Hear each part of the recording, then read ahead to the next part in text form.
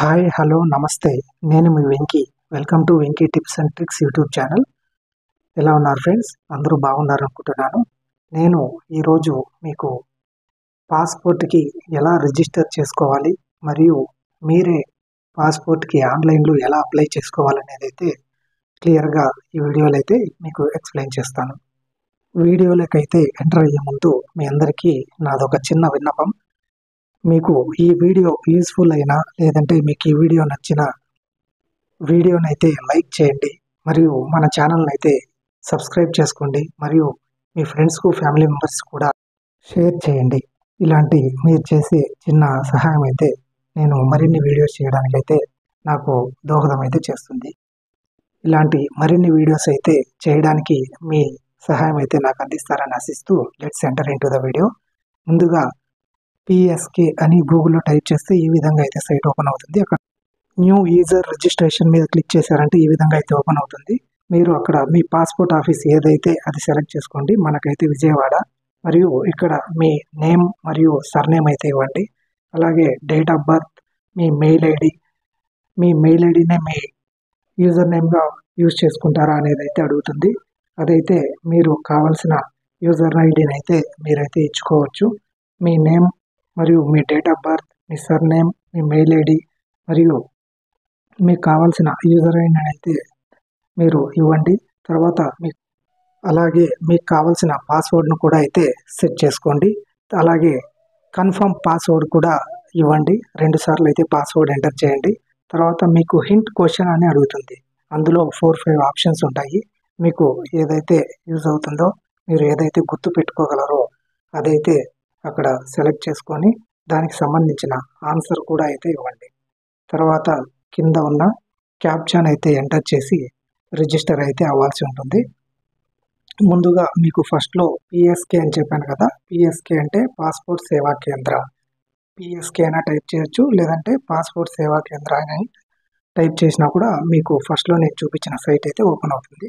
ఇక్కడ ఈ విధంగా మీరు రిజిస్టర్ మీద క్లిక్ చేశారంటే లాస్ట్లో క్యాప్చా ఎంటర్ చేసి మీకు రిజిస్టర్ అయితే పాస్పోర్ట్ సేవా కేంద్రాల్లో అయితే మీరు రిజిస్టర్ అవ్వడం అయితే జరుగుతుంది. మీకు మీ మెయిల్కి అనేది మీరు ఏదైతే ఇక్కడ మెయిల్ ఐడి ఇచ్చారో ఆ మెయిల్కి అయితే మీకు ఆ మెయిల్కి అయితే రిజిస్ట్రేషన్ కన్ఫర్మేషన్ డీటెయిల్స్ అయితే వస్తాయి. అందులో మీరు ఏదైతే ఐడి పెట్టుకున్నారో ఆ ఐడి మరియు ఆ డీటెయిల్స్ అయితే మీకు ఆ మెయిల్లో వాళ్ళు సెండ్ చేస్తారు. మీరు ఆ మెయిల్లో ఉన్న లింక్ను అయితే క్లిక్ చేశారంటే మీ పాస్పోర్ట్ సేవా కేంద్ర యొక్క రిజిస్ట్రేషన్ అయితే ఇలా ఈ విధంగా మీకు thank you for registering passport సేవా కేంద్ర అని ఈ విధంగా అయితే వస్తుంది. ఇప్పుడు మీరు మీ మెయిల్ ఐడిలో అయితే ఆ రిజిస్ట్రేషన్ లింక్ను అయితే చెక్ చేసుకోండి. రిజిస్ట్రేషన్లో ఒక లింక్ అయితే మనకు పంపడం జరుగుతుంది. ఆ లింక్ మీద క్లిక్ చేసి మన ఐడి ఏదైతే మనం పెట్టుకున్నామో ఆ ఐడి ఎంటర్ చేసి మీరు కన్ఫర్మేషన్ చేస్తే మనకు మన రిజిస్ట్రేషన్ అనేది అవ్వడం జరుగుతుంది. ఈ విధంగా మనకు మెయిల్ అయితే రావడం జరిగింది. కిందున్న లింక్ మీద అయితే క్లిక్ చేయండి. ఇక్కడ మీరు ఏదైతే ఐడి పెట్టుకున్నారో మీ మెయిల్ ఐడి కాకుండా రిజిస్ట్రేషన్ కోసం ఏం ఐడి పెట్టుకున్నారో ఆ ఐడిని అయితే ఎంటర్ చేసి సబ్మిట్ ఇవ్వగానే మీకైతే మీ రిజిస్ట్రేషన్ అనేది యాక్టివేషన్ అయింది అనేది అయితే అక్కడ చూపిస్తుంది. ఈ ఐడికి సంబంధించి పాస్వర్డ్ మర్చిపోయినా లేదంటే 90 డేస్ తర్వాత ఈ పాస్వర్డ్ అనేది ఎక్స్పైర్ అయితే అవ్వడం జరుగుతుంది. అప్పుడు మన పాస్వర్డ్ని మళ్ళీ రీసెట్ చేసుకోవాలన్నా లేదంటే చేంజ్ చేసుకోవాలన్నా ఈ మనకు మెయిల్ ఐడి అనేది ఎంతో ఇంపార్టెంట్.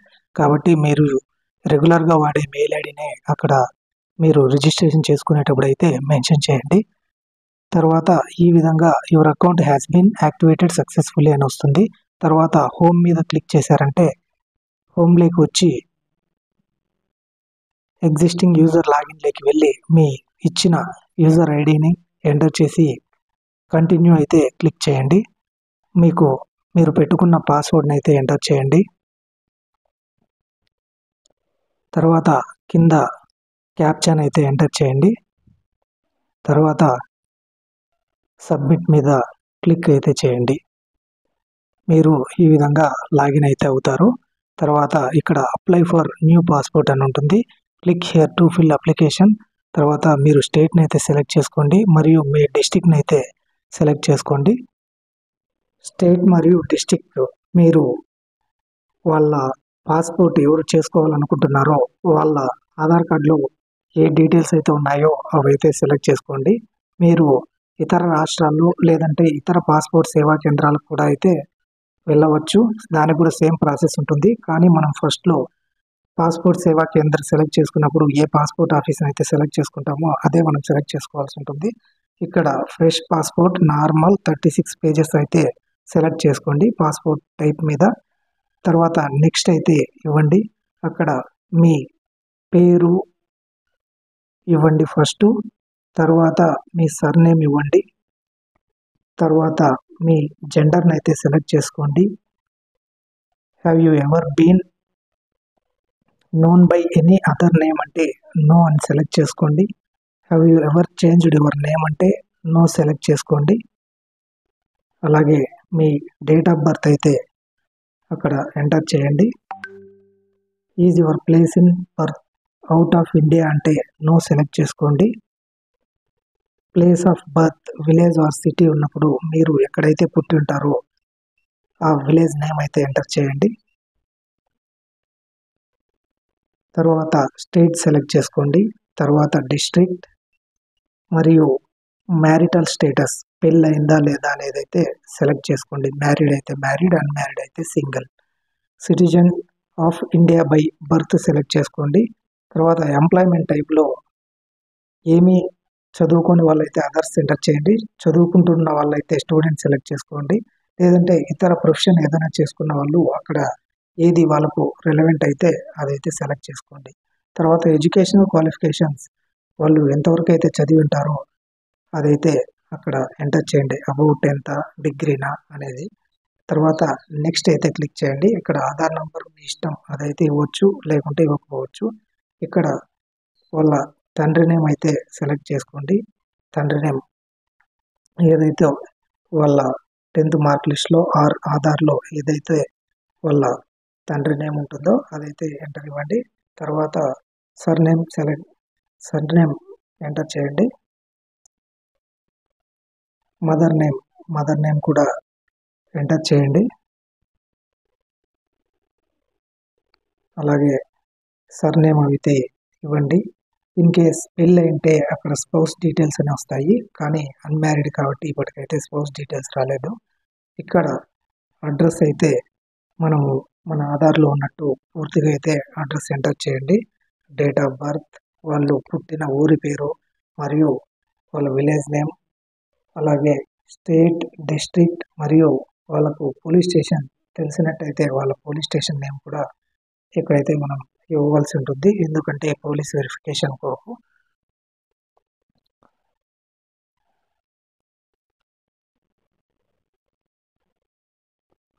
ఫస్ట్ ఉన్న దాంట్లో వాళ్ళ డోర్ నంబర్ మరియు వాళ్ళ ఊరి పేరు అయితే ఎంటర్ చేయండి.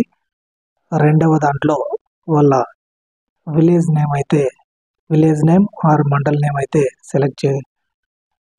టైప్ చేయండి. తర్వాత డిస్ట్రిక్ట్, స్టేట్ అయితే సెలెక్ట్ చేసుకున్న తర్వాత వాళ్ళ పోలీస్ స్టేషన్ అయితే సెలెక్ట్ చేసుకొని పిన్ కోడ్ అయితే ఇవ్వండి. వాళ్ళ పిన్ కోడ్ ఏదైతే ఉందో అది. తర్వాత వాళ్ళ మొబైల్ నంబర్ అనేది ఎంటర్ చేయండి. మెయిల్ ఐడి ఎంటర్ చేయండి. ఈజ్ పర్మనెంట్ అడ్రస్ అవైలబుల్ అంటే నో అని అయితే క్లిక్ చేయండి. ఇన్ కేస్ 2 చోట్ల వాళ్ళు పర్మనెంట్ అడ్రస్ ఒకటి ఉండి ప్రెజెంట్ వాళ్ళు లివింగ్ అడ్రస్ ఇంకొకటి ఉంటే ఈ పర్మనెంట్ అడ్రస్ దగ్గర ఎస్ అని ఇచ్చారంటే మీకైతే మళ్ళీ డీటెయిల్స్ అయితే ఎంటర్ చేయాల్సి ఉంటుంది. వాళ్ళు ప్రెజెంట్ ఉన్న దాంట్లో పోలీస్ వెరిఫికేషన్ అక్కడికైతే రావడం జరుగుతుంది. కాబట్టి నో అని అయితే క్లిక్ చేయండి. తర్వాత సేవ్ మై డీటెయిల్స్ క్లిక్ చేయండి. నెక్స్ట్ ఎమర్జెన్సీ కాంటాక్ట్ వాళ్ళ ఫాదర్ నేమ్ కానీ లేదంటే మదర్ నేమ్ కానీ అక్కడైతే ఎంటర్ చేసి వాళ్ళ ఫోన్ నెంబర్ అయితే ఎంటర్ చేయండి.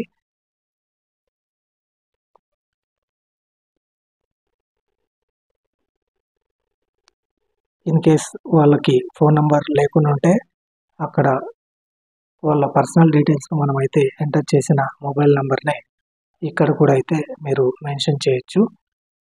ఏం ప్రాబ్లం ఉండదు. సేమ్ వేరే నెంబర్ ఉండాలన్న ఇదైతే లేదు. తర్వాత నెక్స్ట్ అయితే క్లిక్ చేయండి. Have you ever been applied passport అంటే నో క్లిక్ చేయండి. Details of the current passport అంటే డీటెయిల్స్ నాట్ అవైలబుల్ క్లిక్ చేయండి. ఏదైనా నెక్స్ట్ ఇవ్వండి. తర్వాత ఇక్కడ ఇవన్నీ పోలీస్ వెరిఫికేషన్కి సంబంధించినవి. ఇక్కడ అన్ని చోట్ల నో అయితే క్లిక్ చేయండి. మీకు ఎప్పుడైనా కేసులు ఉన్నారా, లేదంటే మీ మీద ఏమైనా కేసులు ఉన్నాయా, ఈ డీటెయిల్స్ అయితే అడగడం జరుగుతుంది. అవన్నీ నో అయితే క్లిక్ చేయండి. తర్వాత నెక్స్ట్ అయితే ఇవ్వండి.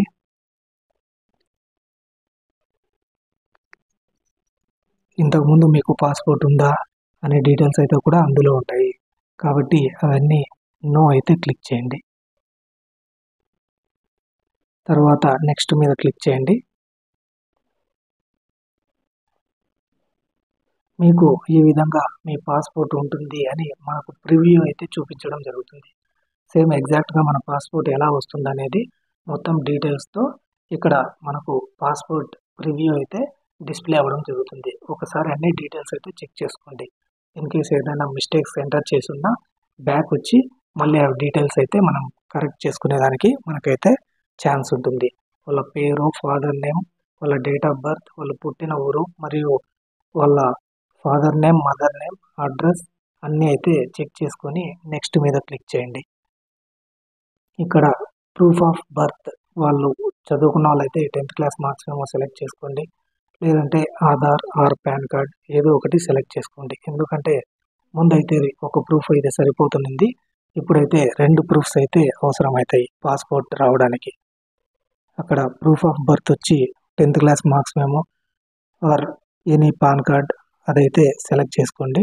డ్రైవింగ్ లైసెన్స్ ఉన్నా అది కూడా సెలెక్ట్ చేసుకోవచ్చు. లేదంటే పాన్ కార్డ్ అయితే సెలెక్ట్ చేసుకోండి. ప్రూఫ్ ఆఫ్ ప్రజెంట్ రెసిడెన్షియల్ అడ్రస్లో వచ్చి ఆధార్ కార్డ్ అయితే సెలెక్ట్ చేసుకోండి. ప్లేస్ అయితే ఎక్కడ అప్లై చేసినారనేది ప్లేస్ అయితే ఇచ్చి అగ్రీ మీద క్లిక్ చేసి సబ్మిట్ అప్లికేషన్ అయితే క్లిక్ చేయండి. తర్వాత పే అండ్ షెడ్యూల్ అపాయింట్మెంట్. ఇప్పుడు అప్లికేషన్ అయితే సబ్మిట్ చేయడం జరిగింది. ఇప్పుడు పేమెంట్ అయితే చేయాలి. దీనికి 1500 రూపాయల పేమెంట్ అయితే చేయాల్సి ఉంటుంది. మరియు మీరు ఏ పాస్పోర్ట్ ఆఫీస్కి వెళ్ళాలనుకుంటున్నారో ఆ పాస్పోర్ట్ ఆఫీస్ని అయితే సెలెక్ట్ చేసుకోండి. తర్వాత అక్కడ ఉన్న క్యాప్షన్ అయితే సెలెక్ట్ చేసుకొని మీకు ఇక్కడ ఏ పాస్పోర్ట్ ఆఫీస్లో ఎప్పుడెప్పుడు డేట్స్ ఉన్నాయనేది కూడా అక్కడ చూపించడం జరుగుతుంది. మీకు కావాల్సినది సెలెక్ట్ చేసుకొని అలాగే నెక్స్ట్ ఇచ్చారంటే ఇక్కడ మీరు డేట్ అయితే సెలెక్ట్ చేసుకొని మీ పాస్పోర్ట్ డీటెయిల్స్ అన్నీ అక్కడ చూపించడం జరుగుతుంది. మీరు మీ డేట్ అయితే ఏ డేట్కి అయితే వెళ్ళాలనుకుంటున్నారో ఆ గ్రీన్ కలర్ ఉన్న డేట్స్లో అయితే మీరు సెలెక్ట్ చేసుకొని పే అండ్ బుక్ అపాయింట్మెంట్ అనే దాని మీద అయితే క్లిక్ చేయండి.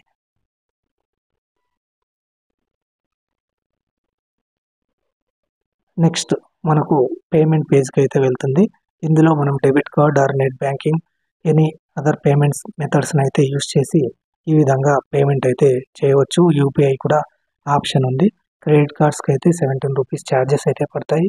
డెబిట్ కార్డ్స్ ఆర్ ప్రీపెయిడ్ కార్డ్స్ని అయితే యూస్ చేసి మీరు పే చేస్తే ఛార్జెస్ అయితే ఏం పడవు. 1500 రూపీస్ మాత్రం పే చేయాల్సి ఉంటుంది. అక్కడ కన్ఫర్మ్ ఇవ్వండి.